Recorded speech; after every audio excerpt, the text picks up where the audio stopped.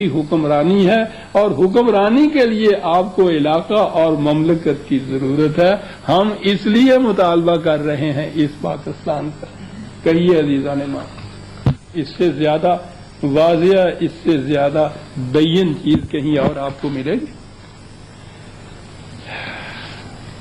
اب آئے ان کے سامنے بھی مذہبی پیشوائیت یا ملا۔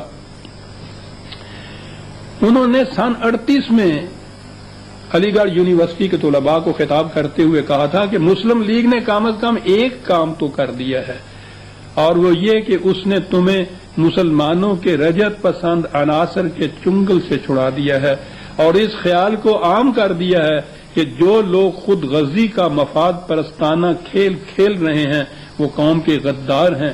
اس نے بلا شک و شبہ تمہیں اس ناخوش آئند غیر مطلوب انڈیزائریبل کا لفظ ہے انگریزی میں، ناخوش آئند غیر مطلوب عنصر کی جکڑ بندیوں سے آزاد کر دیا ہے، جسے مولوی یا مولانا کہتے ہیں۔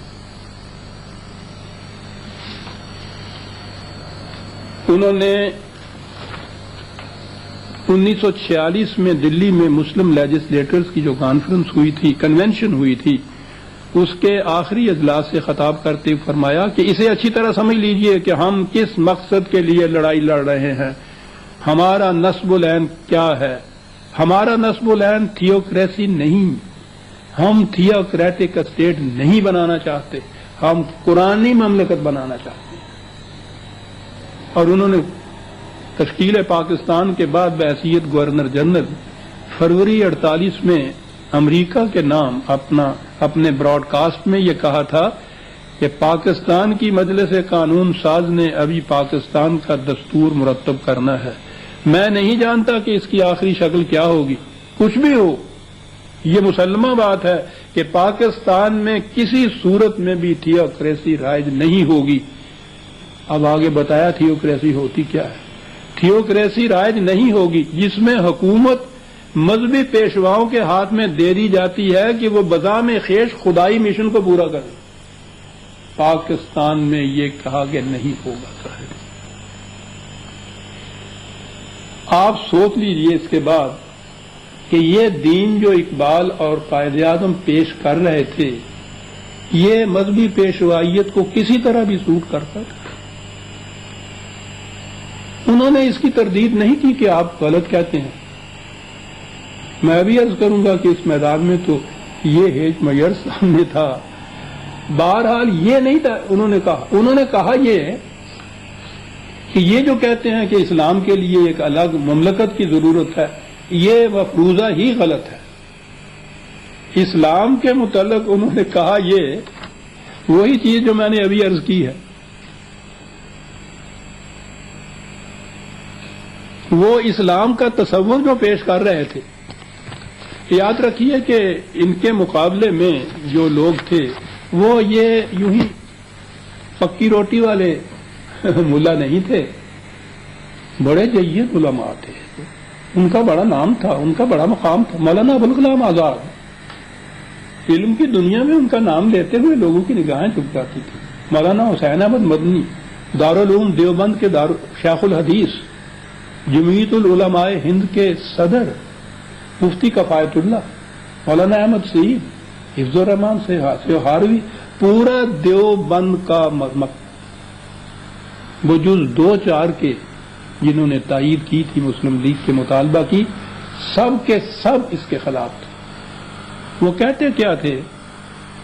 مولانا حسین احمد مدنی کا یہ قول کہ ایسی جمہوری حکومت جس میں ہندو، مسلمان، سکھ، عیسائی سب شامل ہوں، حاصل کرنے کے لیے سب کو متفقہ کوشش کرنی چاہیے۔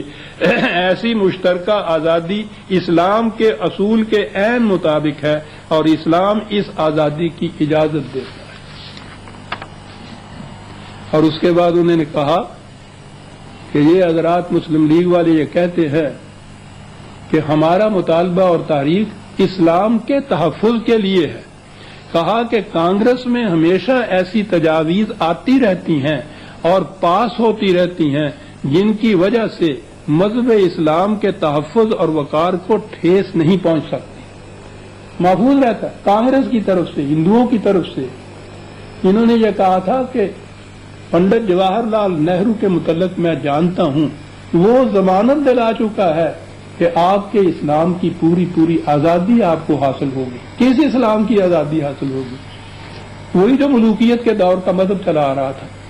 اقبال نے تو اسی لیے ایک لفظ میں، ایک شعر میں یہ بات کہہ دی تھی کہ ملا کو جو ہے ہند میں سجدے کی اجازت نادان سمجھتا ہے کہ اسلام ہے آزاد۔ سجدے کی آزادی اور اسلام کی آزادی میں بڑا فرق تھا۔ یہ وہ اسلام تھا جو یہ حضرات پیش کرتے تھے، اور اسی کو اقبال اجمی اسلام کہہ کے پکارتا تھا، کیونکہ اس پر عباسیوں کے دور میں تو یہ وضع ہوا تھا، لیکن اس میں ایرانیوں کی ذہنیت اور ثقافت کا بڑا گہرا اثر تھا۔ اسی لیے مولانا حسین احمد مدنی سے جو آخری مارکہ دین و وطن کے نام سے مشہور ہے، آخری زندگی کے آخری لمحات میں اقبال نے بسر مرگ سے جو چیز کہی تھی کہ عجم ہنوز نہ داند رموز دین ورنہ عجم ہنوز نہ داند رموز دین ورنہ سے دیوبند حسین احمد این چه بودا جبیست سرود برسر منبر کے ملت الوطن است چه بے خبر ز مقام محمد عربیست بمصطفیٰ برسا خویش را کہ دین ہما اوست اگر باو نہ رسیدی تمام بولا حبیست۔ مولانا حسین احمد کو یہ شخص کہتا ہے۔ میں اس مقام پہ ایک مغالطہ آفرینی کی نصاب کو شاید ضروری سمجھتا ہوں۔ یہ بات جب چلتی ہے نا تو آخر میں یہ کہا جاتا ہے کہ آخر میں مولانا حسین احمد نے اعتراف کر لیا تھا، اور نہیں کہا یہ تھا کہ میں نے جو کہا تھا وہ یہ نہیں تھا، میں نے یوں کہا تھا۔ تو اقبال نے کہہ دیا تھا کہ اگر آپ نے یہی کہا تھا جو آپ اب کہتے ہیں تو پھر مجھے کوئی اعتراض اس پہ نہیں ہے، میں آپ کی معذرت کو قبول کرتا ہوں۔ تو یہ کہتے ہیں کہ جب انہوں نے معذرت کو قبول کیا تو یہ اشعار بھی ارمغان حجاز میں نقل نہیں ہونے چاہیے، وہاں سے نکال دینے چاہیے، بات تو ختم ہو گئی۔ میں نے کہا یہ مغالطہ آفرینی ملاحظہ فرماؤ، کوئی آگے نہیں بڑھتا۔ علامہ اقبال کی وفات کے 6 مہینے کے بعد انہی مولانا حسین احمد مدنی نے ایک مبسوط پیمفلٹ لکھا تھا جس میں یہ کہا تھا کہ اقبال بالکل غلط کہتا تھا، جو میں نے کہا تھا وہ بالکل صحیح تھا۔ اقبال تو نہیں تھا، لیکن اس کی ڈیوٹی سیدھے کرنے والے موجود تھے۔ میں نے اس کا جواب لکھا تھا، اسی قسم کا مبسوط پیمفلٹ، آج تک اس کا جواب کسی سے بند نہیں پڑا ابھی تک۔ بعد میں یہ کہہ رہا تھا کہ یہ اجمی اسلام تھا جس کے متعلق یہ کہتے تھے۔ اقبال بھی، قائد اعظم بھی ملا کا چنگل تھا جسے چھڑانا چاہتے تھے، تھیوکریسی تھی جس سے یہ آزادی حاصل کرنا چاہتے تھے، اور وہ اسلام لا رہے تھے جس میں وہی عقائد، نماز روزہ حج زکات، نکاح طلاق کے مسائل، اس کی آزادی کا نام وہ اسلام کی آزادی کہتے تھے۔ تو اب آپ نے سمجھ لیا کہ مذہب اور دین میں فرق کیا ہے۔ اگلا سوال یہ پیدا ہوتا ہے کہ ہندوؤں کی طرف سے اس کی مخالفت ہوئی۔ 1 منٹ میں جھٹک دیا جا سکتا ہے کہ ٹھیک ہے سیاسی مخالفت تھی، وہ کیوں نہ کرتے، وہ چاہتے ہی نہیں تھے کہ مسلمان اپنی ایک الگ مملکت قائم کر لیں، بات یہ نہیں تھی۔ میں نے عرض کیا ہے کہ یہ بات بڑی گہرائی میں جا کر سمجھنے کی کہ ہندو کیوں مخالفت کر رہا تھا۔ قائد اعظم نے جب یہ کہا کہ یہ مملکت، انگریزی میں ہی تو وہ سپیچز ہوتی تھی، پارلیمنٹ میں یہ بات کہی تھی کہ ریلیجن کی بنیادوں کے اوپر یہ مملکت قائم ہوگی اور یہ انڈیا میں نہیں ہو سکتی، اس کے لیے الگ خطہ زمین چاہیے۔ کانگریس پارٹی کا لیڈر بھولا بھائی دیسائی تھا پارلیمنٹ میں، اس نے وہاں یہ جواب دیا تھا کہ اب یہ ناممکن ہے کہ کوئی ایسا نظام حکومت قائم کیا جا سکے جس کی بنیاد مذہب پر ہو۔ اور فرمایا آپ نے مخالفت کس بات کی تھی؟ اب وقت آ چکا ہے کہ ہم اعتراف کر لیں اور اسے اچھی طرح ذہن نشین کر لیں کہ ضمیر، مذہب اور خدا کو ان کے مناسب مقام یعنی آسمان کی بلندیوں پر رکھ دیا جائے اور انہیں خام خواہ زمین کے معاملات میں گھسیٹ کر نہ لایا جائے۔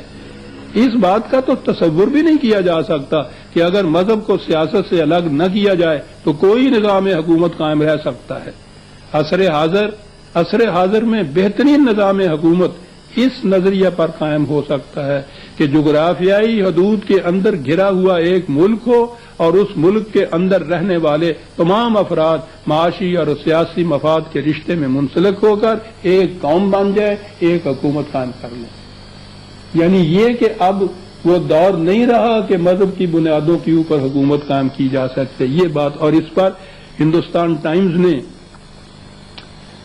اسی سپیچ پر حاشیہ آرائی کرتے ہوئے لکھا تھا کہ حکومت الہیہ کا تصور ایک داستان پرینہ ہے اور مسلمانوں کا فعل عبث ہوگا اگر وہ ہندوستان جیسے ملک میں اس کے احیاء کی کوشش کریں جہاں مختلف جماعتیں ایک دوسرے سے گتھی ہوئی ہیں، یا اس امر کا خیال کریں کہ اس مقصد کے لیے ملک کو دو حصوں میں تقسیم کر دیا جائے۔ یہ علامت خوش آئند ہے کہ خود مسلمانوں کے ذمہ دار رہنما اس شراب کے پیچھے لگنا نہیں چاہتے۔ وہی مخالفت۔ جی بہت اچھا۔